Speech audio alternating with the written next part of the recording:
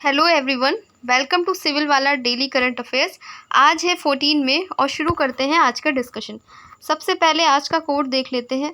If you want to make everyone happy, don't be a leader, sell ice cream.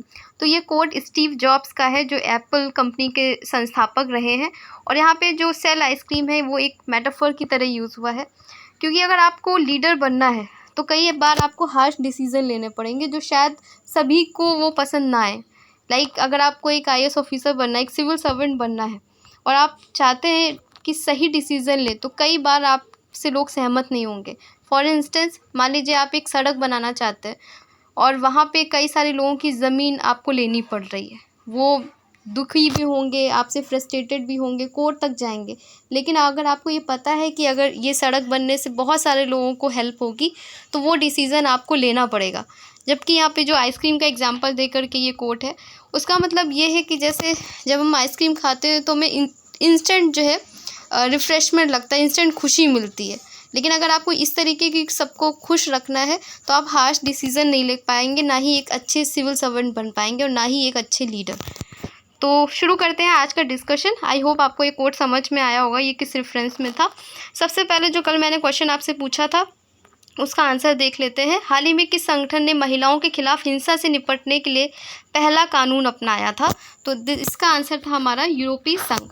Next question देखते हैं। आज का पहला क्वेश्चन, कट्टू पूव कुरुन्निला एक दुर्लभ वृक्ष प्रजाति हाल ही में भारत के किस क्षेत्र में फिर से खोजी गई है?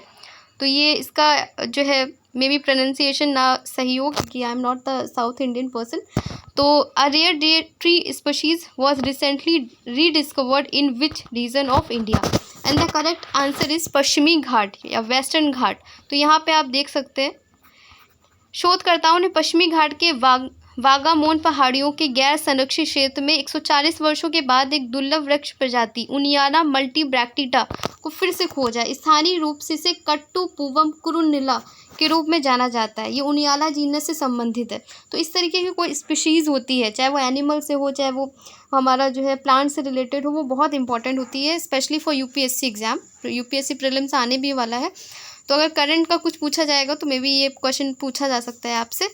तो ये आप देख लीजिए, ये 2 से 5 मीटर ऊंचे इस छोटे बड़े झाड़ी के कपास जैसे बालों वाली पत्तियां और अक्टूबर से जनवरी तक खिलने वाले एक खूबसूरत फूल होते हैं। ये समुद्र तल से 1200 मीटर ऊपर सदाबहार एवरग्रीन फॉरेस्ट और चट्टानी घास के मैदानों में पाया जाने वाला ये असुरक्षित जंगलों में अभी तक खोजे जाने वाली जैव विविधता को उजागर करता है।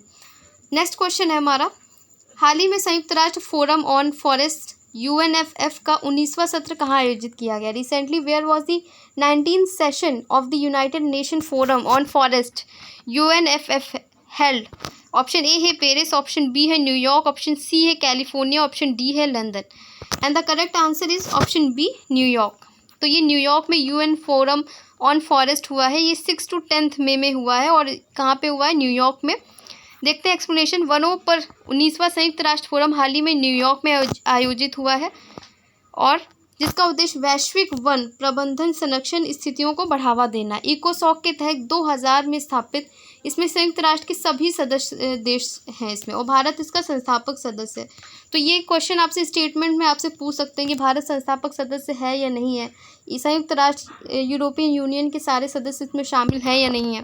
तो ये आपसे पूछा जा सकता है। न्यूयॉर्क में स्थित यह इकोसॉक के माध्यम से महासभा को रिपोर्ट करता है। इसका उद्देश्य वन मुद्दों के प्रति दीर्घकालीन राजनीतिक प्रतिबद्धता को मजबूत करना और उनके सतत विकास को बढ़ावा देना है। तो आपसे ये पूछा जा सकता है एनवायरनमेंट वाले सेक्शन में। नेक्स्ट क्वेश्चन है, हाल ही में भारत ने किस देश के साथ राजनयिक पासपोर्ट के लिए वीज़ा छूट समझौते पर हस्ताक्षर किए हैं? Recently India signed a visa waiver agreement for diplomatic passport with which country? Option A है इटली, ऑप्शन बी है पोलैंड, ऑप्शन सी है ग्रीस, ऑप्शन डी है मोल्दोवा। तो ये आपने देखा भी होगा क्वेश्चन थंबनेल में, तो इसका आंसर है मोल्दोवा। भारत ने मोल्दोवा ने राजनयिक और आधिकारिक पासपोर्ट धारकों के लिए वीज़ा मुक्त यात्रा की अनुमति देने वाला एक समझौता किया। इस समझौते का उद्देश्य 20 मार्च 1992 में स्थापित द्विपक्षीय संबंधों को मजबूत करना है, जिसे विदेश मंत्रालय द्वारा गर्मजोशी, स्थिर और मैत्रीपूर्ण रूप में वर्णित किया गया है। नेक्स्ट क्वेश्चन है हमारा, हाल ही में खबरों में रही कावासाकी बीमारी क्या है? What is Kawasaki disease recently seen in news? तो कोई भी डिजीज़ न्यूज़ में रहती है, कोई वायरस न्यूज़ में रहता है, वो बहुत इंपॉर्टेंट रहता है for both the exams. Option A है एक दुर्लभ हृदय रोग, a rare heart disease, B है एक नेत्र विकार, सी है फंगल रोग और डी है जीवाणु रोग। And the correct answer is एक दुर्लभ हृदय रोग है। ठीक है, तो यहाँ पे आप देख सकते हैं, सिम्टम्स भी देख सकते हैं इसमें। It is an illness that causes inflammation in blood vessels throughout the body. It happens in 3 phases and a lasting fever usually is the first sign. तो बहुत जो है दिन तक जो है फीवर रहता है, इसका ये सिम्टम है। It is the most common in infants and young children. तो आपसे इस स्टेटमेंट में पूछ सकते हैं कि क्या ये किस में होता है? तो यंग लोगों में होता है, और जो इन्फेंट्स होते हैं, जो शिशु होते हैं, बच्चे होते हैं, उनमें ये जो है हमारी जो डिज़ीज़ है कावासाकी डिजीज़ जो है वो होती है। और ये है कैसी? एक रेयर हमारी हार्ट डिजीज़ है ये। सिम्टम्स क्या है? A disease can be divided in 3 stages, acute, सब एक्यूट एंड कॉवलसेंट। तो ये आप देख सकते हैं, यहाँ पे रिस्क भी देख सकते हैं। ठीक है, इस इमेज में पूरा इसमें बताया गया है डिजीज़ के बारे में। कावासाकी रोग से पीड़ित 2 बच्चियों का कोयम्बटूर मेडिकल कॉलेज और अस्पताल में सफलतापूर्वक इलाज किया गया है। कावासाकी एक दुर्लभ हृदय रोग है। मुख्य रूप से किसको होता है? 5 वर्ष से कम उम्र के बच्चों को ज़्यादा प्रभावित करता है। इसमें जो है हाई फीवर रहता है, तेज़ बुखार रहता है और रक्त वाहिकाओं में सूजन आती है। ठीक है, लक्षणों में बुखार, दाने, सूजे हुए हाथ पैर और सूजन वाली श्लेष्मा झिल्ली शामिल है। तो यहाँ पे आप इंग्लिश में भी देख सकते हैं। ठीक है, disease cause remains unknown with cases peaking in late winter and early spring. तो लेट विंटर और अर्ली स्प्रिंग में ऐसा होता है। इसमें क्या क्या सिम्टम्स है? Include fever, rash. ठीक है, ये आप देख सकते हैं यहाँ पे ये सारी इसकी। 5th क्वेश्चन है हमारा आज का, क्रिकेटर कॉलिन मुनरो जिन्होंने हाल ही में अंतर्राष्ट्रीय क्रिकेट से संन्यास की घोषणा की है, किस देश से संबंधित है? Cricketer Colin Munro who recently announced his retirement from international cricket belongs to which country? Option A है दक्षिण अफ्रीका, ऑप्शन बी है ऑस्ट्रेलिया, ऑप्शन सी है न्यूजीलैंड, ऑप्शन डी है Bangladesh. And the correct answer is option C Australia. तो यहाँ पे आप देख सकते हैं New Zealand Colin Munro announce retirement from international cricket. New Zealand के अनुभवी क्रिकेटर हैं कॉलिन मुनरो ने ब्लैक कैप्स के साथ 123 मैचों के करियर के बाद अंतर्राष्ट्रीय क्रिकेट से संन्यास ले लिया है।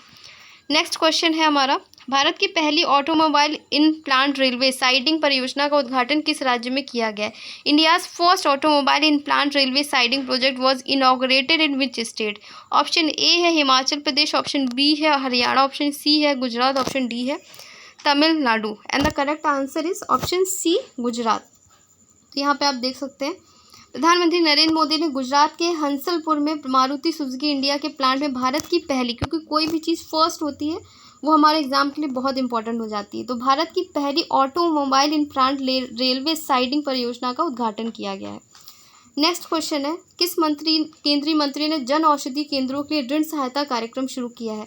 Which union minister launch the credit assistance programme for Jan Aushadhi केंद्राज? Option A है मनसुख मांडविया, ऑप्शन बी है स्मृति ईरानी, ऑप्शन सी है अनुराग ठाकुर, ऑप्शन डी है गिरिराज सिंह। तो करेक्ट आंसर है हमारा option A doctor Mansukh Mandaviya.